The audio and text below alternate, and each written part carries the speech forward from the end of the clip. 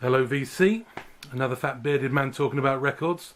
This is my response video for Big Star 1000's Gimme 10, 1986.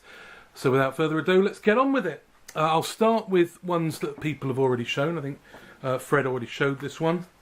Talk Talk's third album, Colour of Spring, Happiness is Easy, I Don't Believe in You, Living in Another World. Yeah, just like Fred says, it's a kind of a bridge record that kind of links their later, more sort of quasi-classical. I think it's before, was it just as Tim Freeze-Green joined them? I can't remember. Anyway, so yeah, beautiful album. I've certainly seen this one shown in one of the videos, and that's the Housemartins, London 0, Hull 4, a great poppy R&B punk kind of album. It's an interesting sort of political album, but because Paul Heaton dressed here in a rather fetching cardigan, a rock and roll cardigan, because he's got this sort of quite high delivery on his voice, it's a very aggressive political message. But if you listen to the lyrics, songs like Get Up Off Your Knees, Sheep, Sitting on a Fence, they're all sitting there in Hull. Now I have to put this in there because I work in Hull, or Hull. Oh no, I live in Hull, they'd say. And I used to live in London, so there you go. Anyway, Housemartins, really nice album. Okay, I've seen this shown. I was a big fan of REM back in the day. Life's Rich Pageant, Begin the Begin, Fall on Me. Hang on, no, yes, Fall on Me, Swan Swan H, or Hummingbird.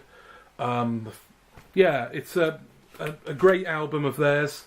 One of my favourite IRS ones, I think. Although not like some people that only think that the IRS albums are worth listening to. I think that there's some great stuff that they produced once they went to Warner's as well. Yes, it was more mainstream, but I don't think the aesthetic was more mainstream. I just think the mainstream changed to meet them. So anyway, REM, Life's Rich Pageant. Now I know a lot of people don't rate this album. Talking Heads, True Stories. Yeah, I know people don't like it particularly. It's not one of their favourite ones of Talking Heads. It's kind of an afterthought for John Byrne's film project, and he was kind of made to release this contractually, I think, with him singing vocals on it. But I don't care. I really like it. Radiohead, Wild Wild Life, Dream Operator. I really like it. It's one of my favourite albums of theirs, and I don't care what you say.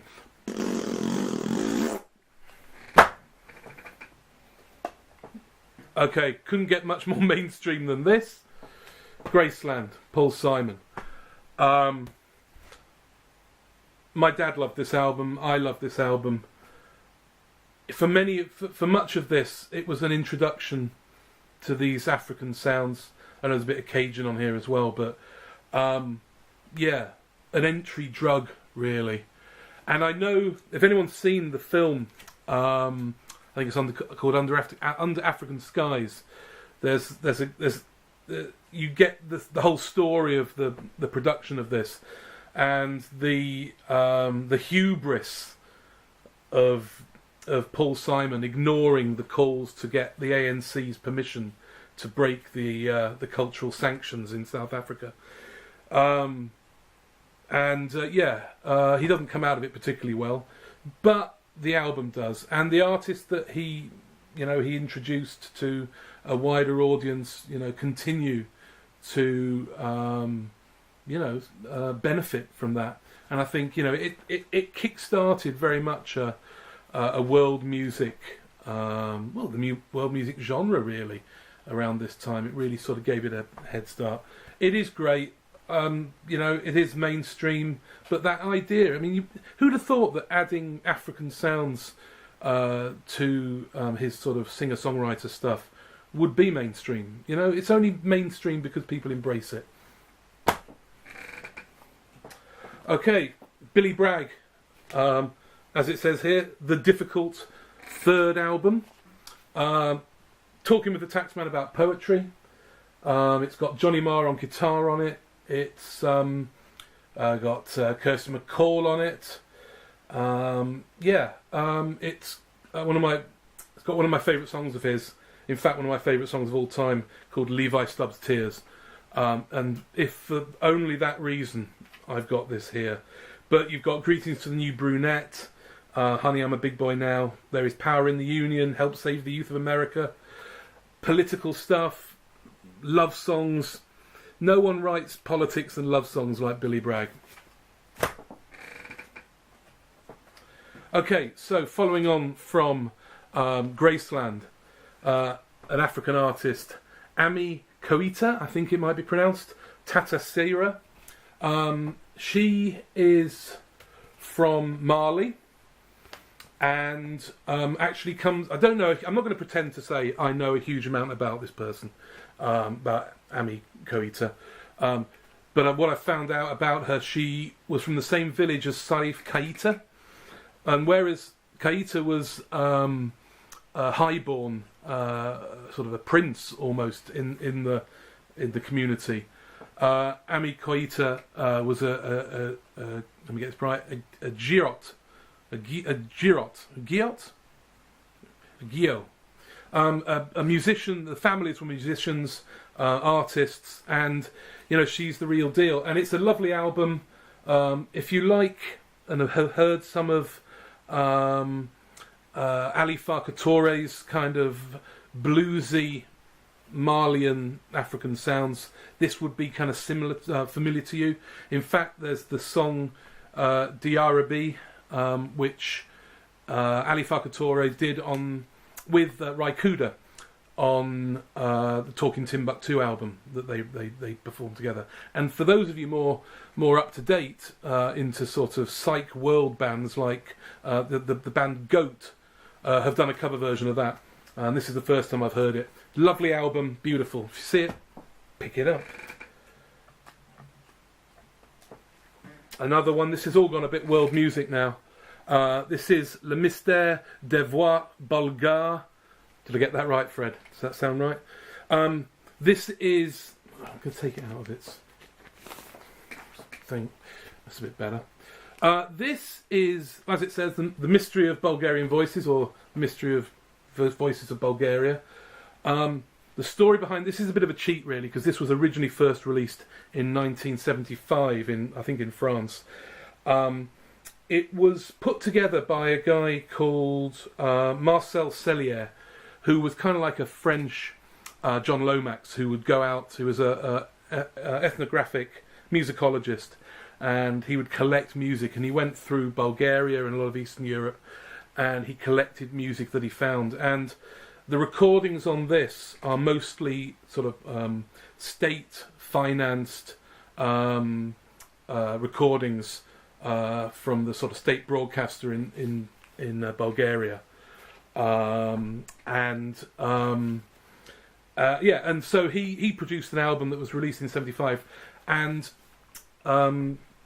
Ivor Watts Russell, the founder of 4AD, he was in the studio recording an album with Peter Murphy of Bauhaus, and Peter Murphy said just at the end of the day, can I put this tape on? And he put on a tape of this Bulgarian choral music, and Ivor Watts Russell was just stopped in his tracks, and he said, "What's that?"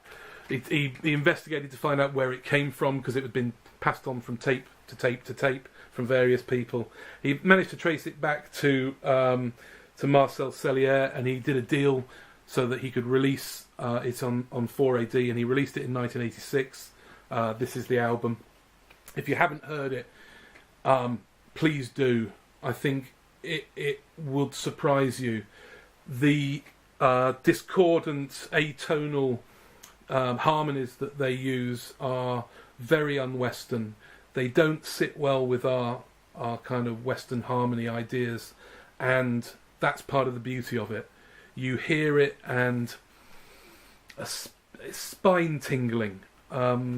Whenever I listen to there's a song called Polygnia, and it would be one of my Desert Island discs. It just blows me away. They are songs of the people. They are folk songs, songs to sing at weddings, in the fields. Yeah, I mean, it's nationalistic to some extent. It was produced as propaganda, but absolutely beautiful.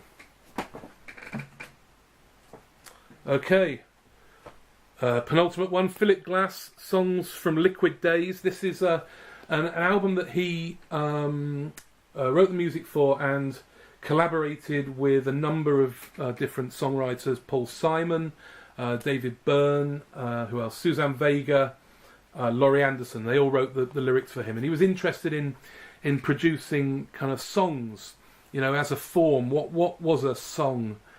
And it's an interesting blend.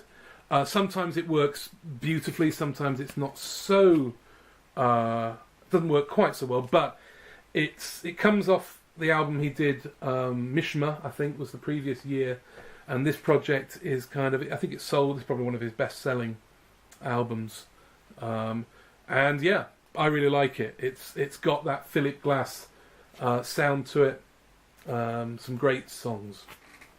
Okay, last one, and this is a film soundtrack.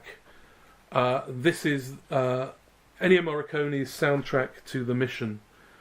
The film itself, a period piece with Jeremy Irons and Robert De Niro, set in South America, with sort of colonial overtones and repentance. Directed by Roland Joffe. Anyway, the film itself, it's all right. I quite like it. It's not. I don't have a copy of it, but the film music, oh my word, it's just amazing. The song, the tune, Gabriel's oboe, and on heaven as it is in on earth it is in heaven, are beautiful. It's the music that makes the film, and I love film music. I love Ennio Morricone, and this is perhaps one of his finest moments this side of his spaghetti western stuff. Absolutely beautiful. Okay, there you go. That was my Give Me 10 from 1986. Thank you for listening. Bye bye.